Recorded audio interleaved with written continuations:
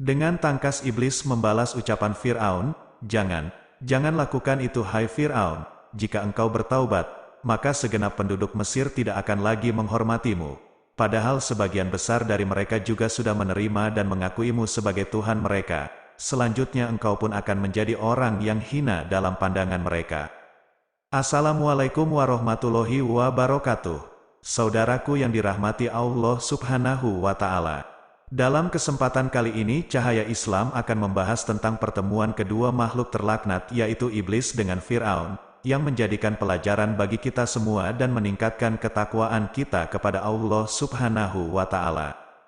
Dalam beberapa kitab ada dikisahkan satu riwayat tentang iblis dan Fir'aun, yang keduanya telah dilaknat Allah Subhanahu wa Ta'ala, bahwa suatu ketika dengan menyamar sebagai seorang laki-laki tampan, iblis berkunjung kepada Fir'aun dan terjadilah percakapan di antara mereka berdua. Hai Fir'aun, apakah engkau mengenaliku? Sepertinya aku tak pernah mengenalmu, tapi aku punya firasat bahwa engkau bukanlah orang yang baik. Fir'aun menjawab sapaan iblis yang datang kepadanya, engkau betul. Aku sebenarnya adalah iblis, yang dalam satu hal engkau telah mengalahkan kesombongan yang aku perlihatkan kepada Allah. Dengan rasa penasaran Fir'aun bertanya kepada iblis, masa iya? Bukankah engkau lebih hebat dari diriku? Kalau benar engkau kalah dariku, coba sebutkan kelebihanku itu. Lalu iblis menjawab, memang aku lebih hebat dari kamu, karena aku diciptakan Allah dari api, sedangkan engkau anak cucu Adam diciptakan dari tanah. Aku lebih tua darimu, bahkan Adam sekalipun, aku lebih pandai dan kuat dari kamu. Tapi walaupun demikian, aku masih tetap mengakui bahwa Allah itu adalah Tuhanku. Sedangkan engkau, walaupun lebih jelek, lebih bodoh, ternyata berani mengaku sebagai Tuhan. Nah, itulah kelebihan yang engkau miliki dariku. Sambil menatap iblis, Fir'aun berkata, oh, itu masalahnya. Sebenarnya aku tak bermaksud menyaingi Tuhan, aku hanya ingin menunjukkan kepada rakyatku, bahwa aku memiliki kekuasaan mutlak atas diri mereka. Sehingga dengan demikian, mereka tak akan berani macam-macam denganku, dan atau dengan terpaksa sekalipun mereka wajib memberikan dukungan penuh padaku. Andai demikian, jika sikapku itu merupakan suatu kesalahan, maka tentu saja aku akan segera bertaubat dan memohon ampunan Tuhan. Dengan tangkas iblis membalas ucapan Fir'aun, jangan lakukan itu hai Fir'aun, jika engkau bertaubat, maka segenap penduduk Mesir tidak akan lagi menghormatimu. Padahal sebagian besar dari mereka juga sudah menerima dan mengakuimu sebagai Tuhan mereka. Selanjutnya engkau pun akan menjadi orang yang hina dalam pandangan mereka. Soal Tuhan, biarlah dia berbuat sesukanya, sebab pada akhirnya nanti, kita juga akan memiliki teman dan sahabat yang sama jahat dan buruknya dengan kita, bahkan jauh lebih buruk lagi. Sambil mengangguk-anggukkan kepalanya, Fir'aun berkata, benar juga katamu hai iblis, tapi seperti yang kau katakan tadi, orang macam apakah yang akan menjadi teman dan sahabat kita, dan siapakah yang lebih buruk keadaannya daripada kita? Iblis menjawab, nah, itu baru jagoan namanya. Adapun orang yang akan menjadi teman dan sahabat kita cukup banyak, yang jelas adalah orang-orang yang ingkar atau kafir kepada Allah. Dan yang lebih hebat lagi adalah dari kalangan orang-orang yang mengaku beriman, tapi mereka memiliki kesombongan, walau hanya sedikit.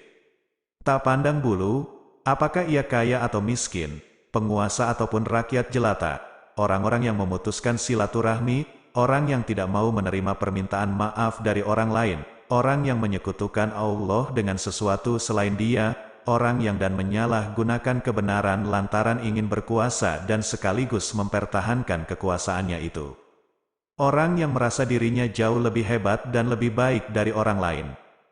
Dan yang sangat istimewa sekali adalah, seseorang yang beriman yang diberi kekuasaan seperti engkau wahai Fir'aun.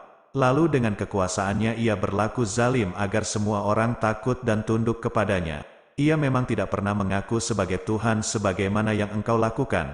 Tapi perbuatan dan tindakannya seakan-akan dialah Tuhan yang patut dan layak untuk ditakuti dan dihormati, dan merasa semua orang tergantung dan bergantung pada kekuasaannya. Fir'aun terdiam sejenak mendengar penjelasan iblis, yang dilaknat Allah. Lalu ia pun berkata, hai iblis, ternyata ada orang yang lebih hebat dari kita nantinya. Terima kasih atas nasihat dan petunjuknya. mudah-mudahan akan semakin banyak lahir Fir'aun baru, sehingga akan makin banyak sahabat dan teman-teman yang berkumpul dengan kita.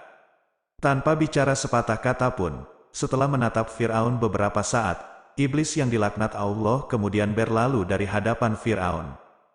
Iblis dan Fir'aun, laknat Allah untuk mereka, adalah dua nama yang cukup kita kenal, sekalipun kita tak pernah melihat sosok lahiriah mereka, sebab di dalam kitabnya, Al-Quran, Allah Subhanahu wa Ta'ala banyak menyebut mereka sebagai sosok yang tidak layak untuk diikuti dan diteladani.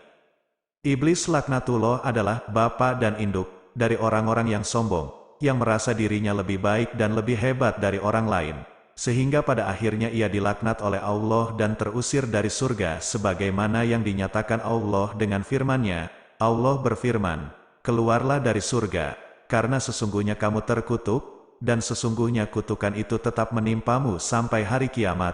Quran Surat Al-Hijr ayat 34-35. Adapun tentang Fir'aun tentunya tak perlu diterangkan secara rinci, sebab bagaimanapun juga manusia yang satu ini, telah pula dilaknat lantaran kedurhakaannya yang amat sangat kepada Allah Subhanahu wa Ta'ala. Dan sesungguhnya dia, Fir'aun, pada hakikat hanyalah merupakan salah seorang korban dari bujuk rayu iblis, yang memang telah berjanji kepada Allah Subhanahu wa Ta'ala untuk menyesatkan anak-anak Adam, tatkala iblis diusir. Sebagaimana yang dijelaskan dalam Al-Quran, iblis berkata, "Ya Tuhanku, oleh sebab Engkau telah memutuskan bahwa aku sesat, pasti aku akan menjadikan mereka memandang baik perbuatan maksiat di muka bumi, dan pasti aku akan menyesatkan mereka semuanya. Kecuali hamba-hamba Engkau yang mukhlis di antara mereka." Quran Surat Al-Hijr ayat 39-40. Dan yang lebih hebatnya lagi, iblis berhasil membuat Fir'aun menjadi lebih durhaka lagi kepada Allah Subhanahu wa Ta'ala dari dirinya, lantaran Fir'aun tidak hanya sekadar sombong dan menyombongkan diri, tapi juga mengaku sebagai Tuhan sebagaimana yang diterangkan Allah Subhanahu wa Ta'ala di dalam Al-Quran. Fir'aun berkata, "Sungguh jika kamu menyembah Tuhan selain aku, benar-benar aku akan menjadikan kamu salah seorang yang dipenjarakan." Quran Surat Asy-Syura ayat 29. Selanjutnya mengacu pada petikan riwayat di atas, maka saat ini di sekitar kita tidak sedikit jumlah orang atau manusia yang secara sadar ataupun tidak telah menjadikan diri mereka sebagai bagian dari pengikut ataupun teman-temannya iblis dan Fir'aun dengan berbagai karakter atau perilaku yang telah dijelaskan oleh iblis kepada Fir'aun, dan bisa jadi salah satu di antaranya adalah diri kita sendiri. Atau paling tidak menjadi orang yang bersyubhat dengan orang-orang yang berperilaku buruk sebagaimana yang dijelaskan di atas, sehingga pada akhirnya cepat ataupun lambat, kita pun akan terkena laknat Allah sebagaimana yang tersirat dan tersurat dalam ayat 54 surah Al-Anfal yang menjadi pembuka tulisan ini. Oleh sebab itu sudah sewajarnya lah kita mawas diri, agar tidak terjebak dan menjadikan diri kita sebagai bagian orang-orang yang memiliki pelaku yang dilaknat Allah. Terutama yang bersentuhan dengan kepemimpinan atau penguasa-penguasa yang laga-lagunya nyaris sama dan serupa dengan Fir'aun laknatullah.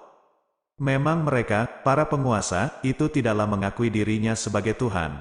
Tapi ketika mereka menjadikan setiap orang merasa tergantung dan takut pada dirinya, maka di saat itulah mereka mengambil hak yang sebenarnya adalah milik Tuhan, Allah Subhanahu wa Ta'ala.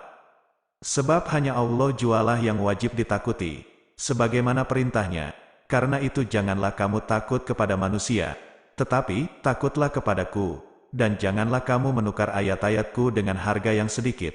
Barang siapa yang tidak memutuskan menurut apa yang diturunkan Allah, maka mereka itu adalah orang-orang yang kafir. Quran Surat Al-Maidah ayat 44. Jadi janganlah gadaikan keimanan dan ibadah yang kita lakukan kepada Sang Penguasa, untuk dan alasan apa saja, lebih-lebih lagi karena takut, sebab yang wajib ditakuti dan diikuti perintahnya hanyalah Allah Ta'ala.